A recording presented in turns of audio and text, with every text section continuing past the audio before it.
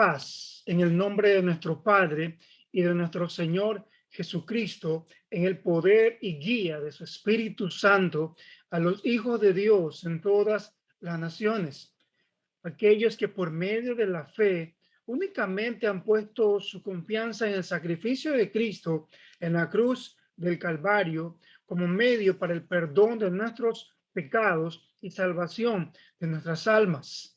Nuevamente con ustedes, su servidor y maestro, Nelson Villalba Sarmiento. Damos gracias al Señor que por su voluntad y guía utilizamos este espacio donde exponemos la sana doctrina y señalamos la falsa.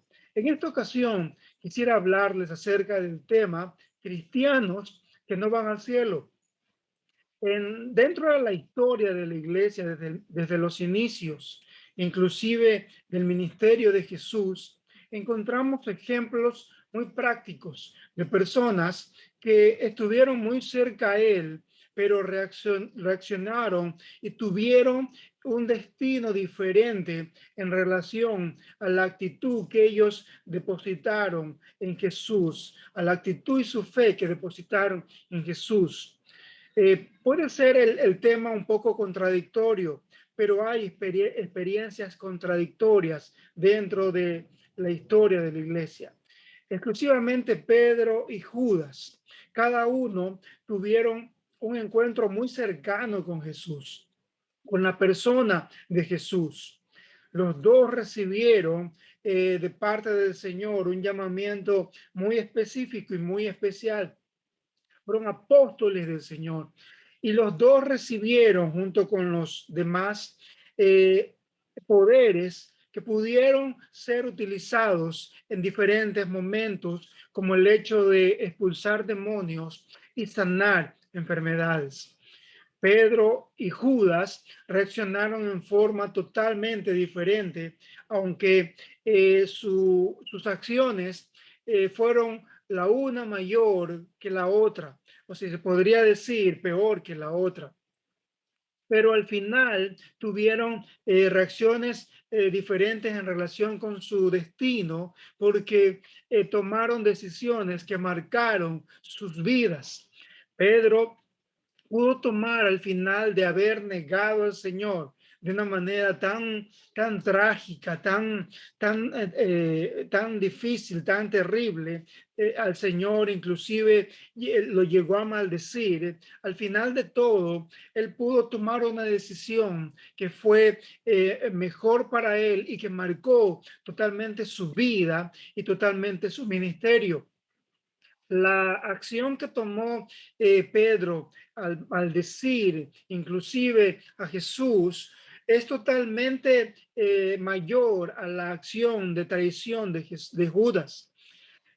Judas traicionó a Jesús porque su interés también fue puesto de una manera totalmente diferente en algo que no era Jesús. Eso se puede notar cuando él hablaba específicamente del dinero y enfocaba su mirada solamente en el dinero. Recordemos que él era el que manejaba el dinero dentro del grupo de los apóstoles. En este sentido, era muy específico la manera en que el Señor le dio la oportunidad, en este caso, de que él pueda cambiar, pero no la aprovechó. Y él traicionó al Señor porque en el fondo no lo amaba realmente y no lo seguía realmente, aunque era parte de los 12. Al final, él terminó de una manera muy trágica, ya que llegó a tener una tristeza muy profunda, pero esta tristeza no lo llevó al arrepentimiento y restauración, sino que lo llevó al suicidio espiritual y a la pérdida eterna lejos de la presencia del Señor. En cambio, Pedro, aunque tuvo mucha tristeza cuando se topó con la mirada de Jesús al momento después de que lo negó, él pudo reaccionar totalmente diferente porque sí había amor en su vida, en su interior, sí amaba al Señor. Y esta tristeza lo llevó al arrepentimiento y a la restauración, inclusive su vida y su ministerio. Aquí hay dos casos totalmente diferentes. de personas que caminaron junto al Señor, pero reaccionaron de una manera totalmente opuesta. Cuando nosotros notamos esto y lo aplicamos dentro de la iglesia del Señor, hay millones de cristianos que mantienen un constante autoengaño al expresarse externamente en forma de lealtad a Cristo, anclados en experiencias, solamente en experiencias externas o en los dones o manifestaciones sobrenaturales. Hay millones de cristianos que expresan entonces externamente únicamente una lealtad externa a Cristo y solamente se mueven dentro de las emociones y dentro de experiencias solamente o dones o manifestaciones sobrenaturales, pero no avanzan o no crecen o no pasan de ese nivel. Le podríamos llamar a ese un nivel inicial, un nivel inicial de lealtad externa o de fe superficial al Señor. Debemos nosotros considerar que inclusive este inicio de fe o este nivel inicial de fe es producido en el poder del Espíritu o por el poder del Espíritu. Es una obra del Espíritu. Romanos 10, 9 al 10 dice que si confesares con tu boca que Jesús es el Señor y creyeres en tu corazón que Dios lo levantó de los muertos, serás salvo. O sea que confesar a Jesús es obra del Espíritu Santo. Es esencial para la salvación. Y estos millones de creyentes que están manifestando una lealtad externa o están expresando una lealtad externa a Cristo al llamarlo Señor, pero que están anclados solamente en experiencias externas o dones a manifestaciones sobrenaturales externas, han sido tocados por el Señor, han sido en cierta manera, han tenido una experiencia con el poder y la manifestación del Espíritu Santo. Primera los Corintios 12:3 dice que ninguno puede llamar a Jesús Señor sino por el poder o por el Espíritu Santo. O sea que todo aquel que llama a Jesús Señor en este nivel inicial de lealtad externa o de fe superficial ha sido sin lugar a dudas tocado por el poder del Espíritu Santo. Lo sorprendente es que muchos se quedarán ahí, pero no permitirán que el Espíritu Santo controle sus vidas. O sea, no pasarán de este nivel inicial. Y millones de creyentes no están pasando de este nivel inicial en donde el Señor, por medio de su Espíritu Santo, comience a ejercer un control sobre sus vidas. No le están permitiendo al Espíritu Santo controlar sus vidas. Creo que todos hemos pasado por esto. Creo que todos hemos pasado por este nivel inicial y hemos estado autoengañados al no permitirle al Señor que avance por medio del Espíritu Santo a un control mayor de nuestras vidas. Y esto es lo sorprendente o lo contradictorio, que muchos están eligiendo el quedarse solamente ahí y no le están permitiendo al Espíritu Santo que vaya más allá controlando su vida. Y aquí viene el punto de quiebre en una forma específica que va a marcar el salir de una lealtad meramente externa y una fe meramente superficial hacia un camino de reconocimiento verdadero del señorío de Cristo. Este es el punto de quiebre y en donde cada cristiano que conoce a Jesús de una manera primaria, se podríamos decir, en un nivel inicial de fe, debe esforzarse o reconocer o darse cuenta, entrar en sí, que debemos avanzar a un nivel mayor en donde le demos totalmente libertad al poder del Espíritu para que controle y cambie nuestras vidas. Y aquí también el peligro de mantenerse autoengañado, creyendo que solo por congregarse, por hablar en lenguas, por danzar en el espíritu o por leer superficialmente la Biblia, sin salir de ese nivel inicial de una lealtad meramente externa o de fe superficial, nos va a garantizar al futuro salvación para nuestras almas. No, no, iglesia, no, hijos de Dios. Debemos salir o avanzar de ese nivel inicial. Es por eso que abundan creyentes que andan en la carne, o como las escrituras le llaman, la naturaleza pecaminosa o lo terrenal, los cuales no están reconociendo en una manera práctica a Jesús como Señor. Sus obras son totalmente iniquidad. Quisiera en esta parte ser muy claros con la mayoría de creyentes que todavía se mantienen o nos mantenemos en estos niveles iniciales o superficiales. Y la peligrosidad de mantenernos es los mismos. Gálatas 5, 19 y 20 hablan de una manera muy específica a cristianos, a creyentes, a los hijos de Dios, a la iglesia, y que todo aquel, inclusive termina diciendo que todo aquel que lleve esta clase de vida no va a heredar el reino de Dios. En el versículo 21 de Gálatas capítulo 5, y le está hablando a la iglesia, le está hablando a los hijos de Dios. Dice, estas son las obras de la carne, inmoralidades, otras versiones dice adulterio, inmoralidad sexual, impureza, libertinaje, otras versiones lo dicen descontrol o sensualidad, idolatría.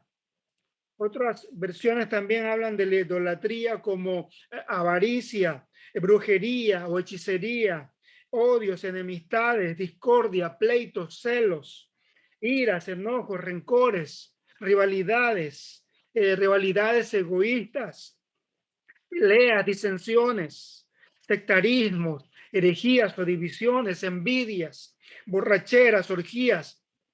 Y la Biblia dice, y otras cosas como estas, semejantes a estas. Toda la lista no está ahí de las obras de la carne o de las obras de la naturaleza pecaminosa o de lo terrenal.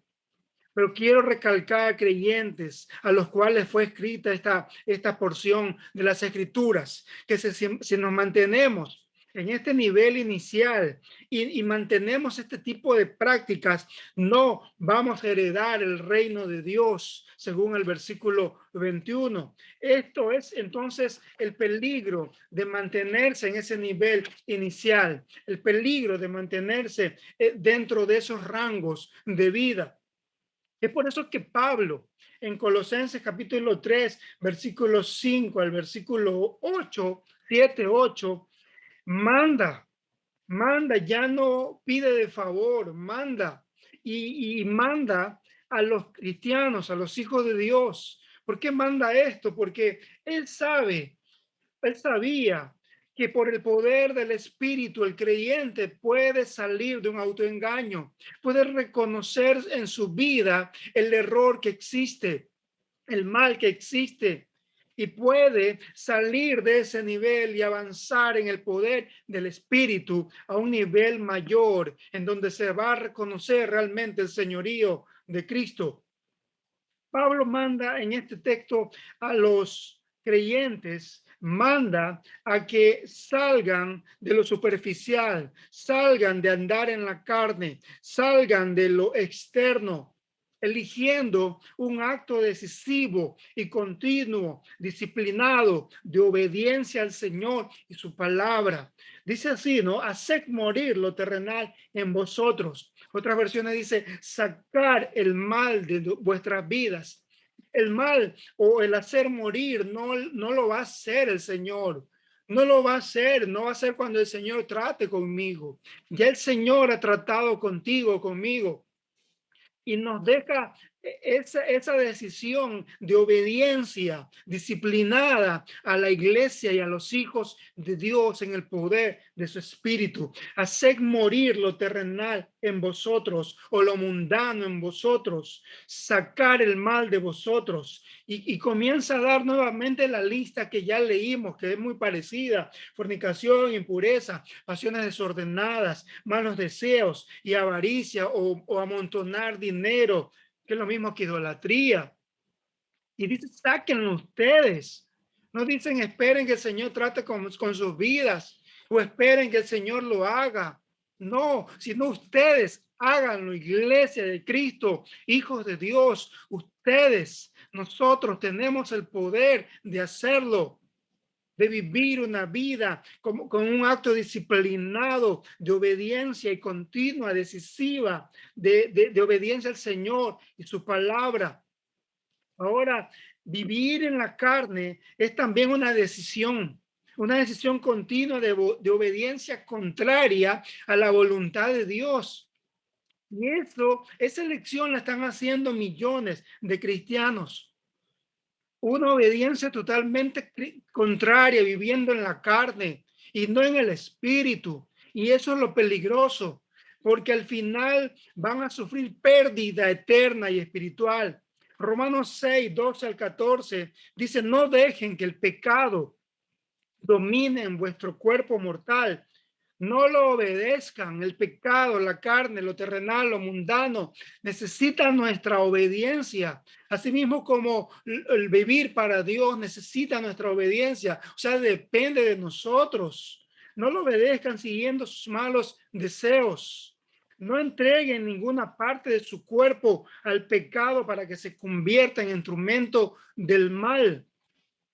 Eso dice la palabra en estos versículos. O sea, en la práctica, muchos creyentes están en una obediencia contraria a la voluntad de Dios y en la práctica no lo están reconociendo realmente como Señor, y están rechazando el señorío de Cristo en sus vidas. Iglesia, hijos de Dios, tenemos que pasar de ese nivel. Tenemos que reconocer que no podemos seguir en esos niveles. No podemos mantenernos en esos niveles porque estamos corriendo un serio peligro eterno, espiritual. Debemos vivir en el señorío de Cristo. Esto nos libra del autoengaño y pérdida espiritual externa, lejos de su presencia. Salgamos de ese engaño.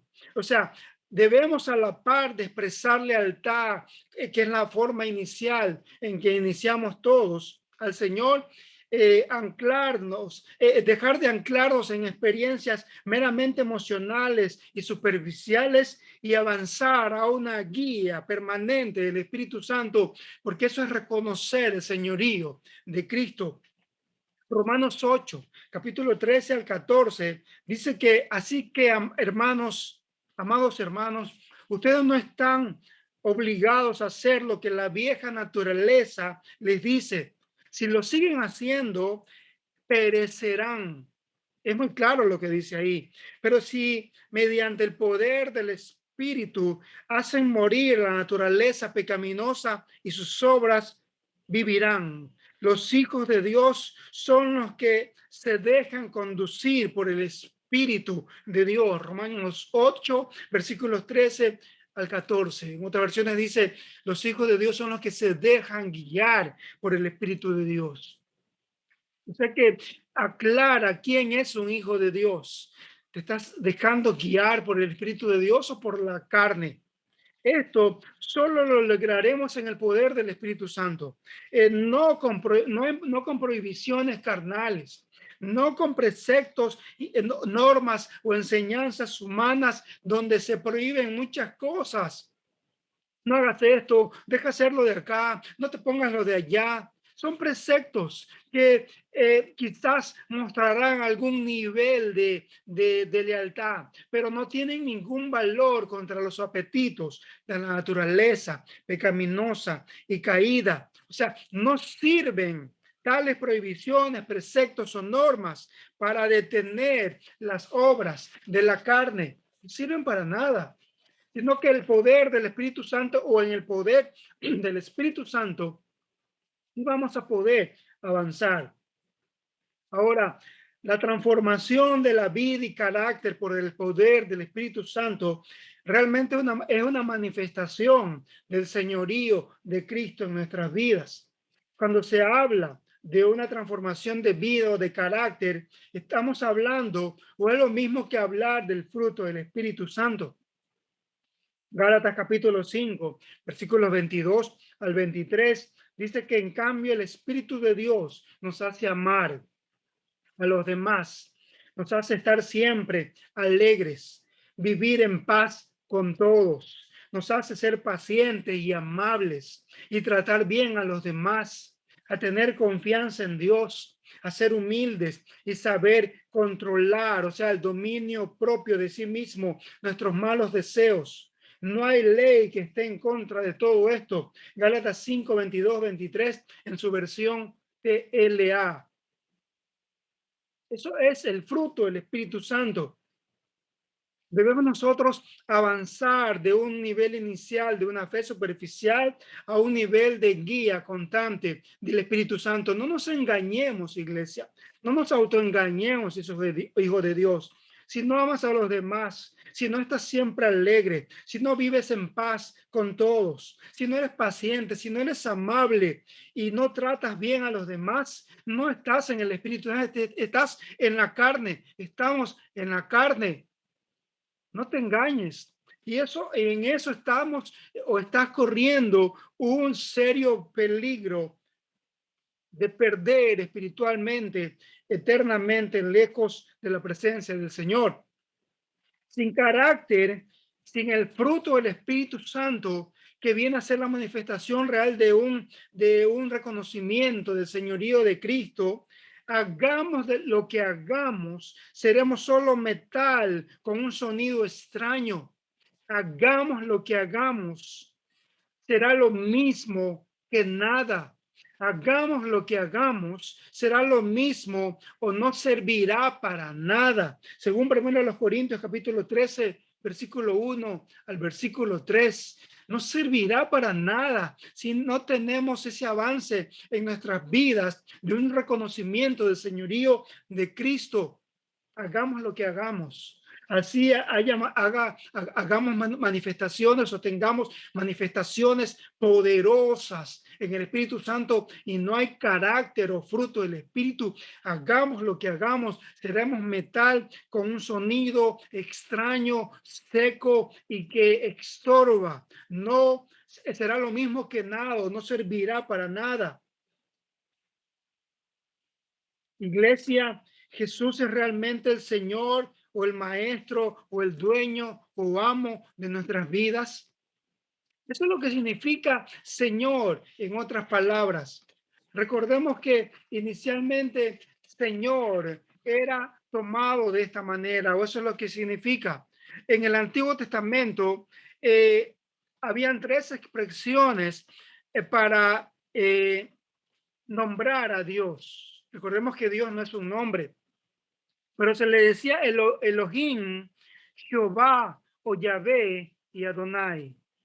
Adonai en el hebreo era la misma sustitución del nombre de Elohim o Jehová o Yahvé. Para no utilizar esos nombres, decían Adonai en el hebreo. Pero al pasar al Nuevo Testamento, utilizaron el Kyrios, que sustituía a estas palabras. O sea que cuando se leía la Septuaginta o la LXX, como se la conoce, ya usaban el término Kyrios como traducción de Adonai para referirse al Señor.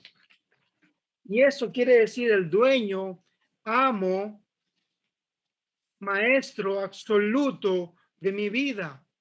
Cuando le llamas al Señor, a Jesús Señor, realmente lo estamos reconociendo entonces, sabiendo todo esto como maestro, dueño y amo de nuestra vida. ¿Realmente está pasando eso? Tú lo sabes ahora. Yo lo sé ahora. ¿O estamos girando solamente en el nivel superficial de su señorío, anclados en la carne? Estamos solamente anclados en la carne. Tenemos que avanzar en el poder del Espíritu. Te reto a avanzar en el poder del Espíritu. Lo podemos hacer, ya que si no sufriremos pérdida espiritual eterna, lejos de la presencia del Señor. Recordemos que Filipenses 2, 9 al 11 nos habla claramente que todo aquel que reconoce al Señor debe doblar sus rodillas ante su presencia. Y eso lo hacen los hijos de Dios, sin reconocer a nada ni nadie más que solamente a Él. Alejémonos, iglesia, hijos de Dios, de toda jactancia carnal. Esto nos lleva a la necesidad de orar continuamente y a desarrollar una relación muy cercana a Jesús. No nos alejemos de Él, hijos de Dios. No podemos alejarnos de Él. Desarrollemos una relación muy cercana a Él, orando continuamente delante de su presencia. No actuemos a la ligera. Eso es actuar en la carne, sino bajo la dirección y la guía del Espíritu Santo, con control, no en descontrol. No actuemos rápidamente y después estemos justificándonos lo que hemos hecho. Eso quiere decir que no estamos siendo guiados por el Espíritu Santo. Y es un reconocimiento al señorío realmente, al ser guiados por el Espíritu. Y mantengamos una actitud de amor, porque al mantener una actitud de amor, la tristeza que siempre nos va a causar al mirar internamente nuestra carnalidad, nos va a llevar siempre a la restauración y al arrepentimiento y al cambio y al permitirle que el Señor, por medio de su Espíritu Santo, transforme nuestras vidas y no lo contrario como Judas, que le llevó al suicidio espiritual y a la pérdida sin arrepentimiento. Iglesia, que el Señor les bendiga y que el Señor les guarde.